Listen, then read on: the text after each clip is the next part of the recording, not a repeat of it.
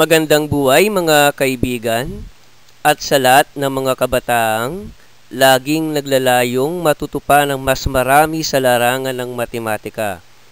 Ito po ang inyong Matinik at ang Musikero channel na laging handang tumulong sa inyong mga kabataan. At ito po ang inyong abang lingkod na ngayon ay mag-aatid sa inyo ng panibagong kaalaman sa larangan ng matematika. Ang ating sesyon sa diskusyong ito ay ating pinamagatang Geometric Progression. Bilang panimula ng ating diskusyon regarding about geometric progression, ito ngayon ang ating pangalawang worded problem, ang ating pangalawang example. Find the sum of the first 6 terms of a geometric sequence in which a sub 1 or r first term is equal to 5 and r or common ratio of negative 2. At syempre, bago natin kalkulain ang ipinapahanap sa ating given problem, ito muna ang mga given natin. N is equal to 6 or number of terms. A sub 1 or first term is equal to 5 at ang ating common ratio na r is equal to negative 2. At syempre, ito naman ngayon ang simula ng ating solusyon para mahanap natin ang value ng sum of the first 6 terms ng ating geometric progression o ng ating tinatawag na S sub 6. At dahil ang ipinapahanap sa ating given problem is sum of geometric progression hanggang ika-6 na term, ito ngayon ang ating given formula. S sub n is equals to a sub 1 to be multiplied by rn minus 1 all over r minus 1. Kung saan ang ibig sabihin ng S sub n is also S sub 6. And then right after na may sagawa natin ang substitution process, ito na ngayon ang ating working equation para sa ating paghahanap ng S sub 6 equals to 5 times the bracket of negative 2 raised to the 6th power minus 1 all over negative 2 minus 1. Hanggang sa ang equation natin ay maging S sub 6 equal to 5 times negative 2 raised to 6 minus 1 all over negative 3. And then afterward, dahil patuloy lang ang ating simplification process, ito na ngayon ang ating equation. S sub 6 equal to 5 times the parenthesis of 64 minus 1 all over negative 3. At dahil tuloy-tuloy naman ang ating simplification process, ito na ngayon ang value ng S sub 6. S sub 6 equal to 5 times 63 all over negative 3. Finally, alam na natin ang value ng S sub 6. Ang value nito, negative 105. Finally, ito na ngayon ang ating final answer. The geometric sum of S sub 6 equal to negative 105. At syempre, ito naman ngayon ang ating example number 3. Find the sum of the terms of a geometric sequence in which a sub 1 is equal to 2, a sub n is equal to 486, and r is equal to 3.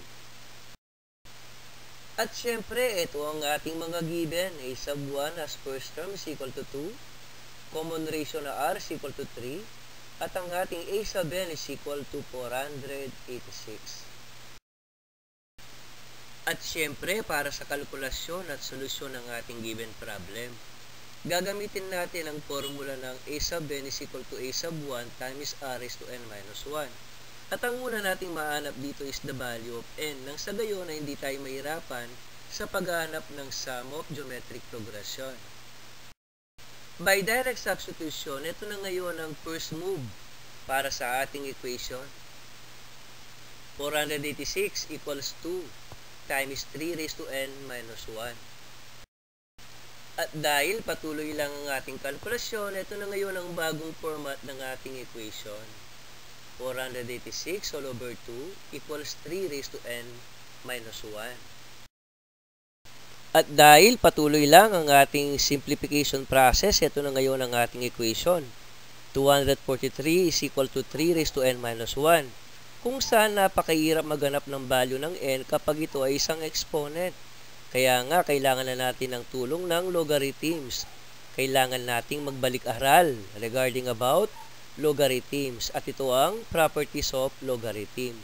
Kaya't ang gagawin natin na akbang ay ang take the logarithms of both sides of our given equation.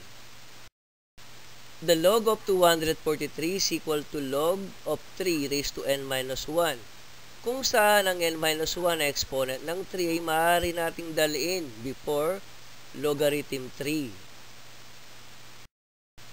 Again, nagawa lang natin ito dahil sa properties of logarithms. At ang ating equation ngayon, logarithm of 243 is equal to n-1 times log of 3.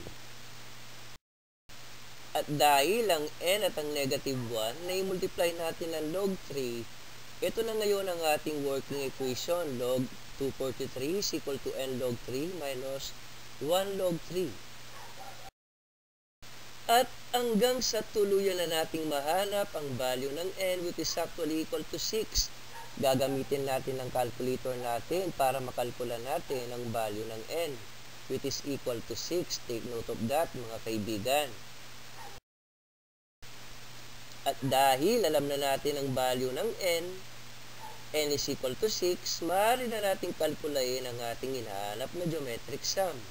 At ito ang s sub 6. Ang formula ng s sub 6 is equal to a sub 1 times rn minus 1 all over r minus 1. At ito ngayon ang ating formula. At syempre, right after ng substitution process, ito na ngayon ang bago nating working equation. S sub 6 equal to 2 times 3 to the 6 minus 1 all over 3 minus 1. Finally, ito na ngayon ang value ng ating S sub 6, 728. Thus, the geometric sum, S sub 6 equal to 728. Ulitin ko mga kaibigan, ang ating final answer, S sub 6 equal to 728. Hanggang sa muli, ito ang inyong matinik at ang musikero channel na nagsasabing maraming salamat po. God is great. God is good.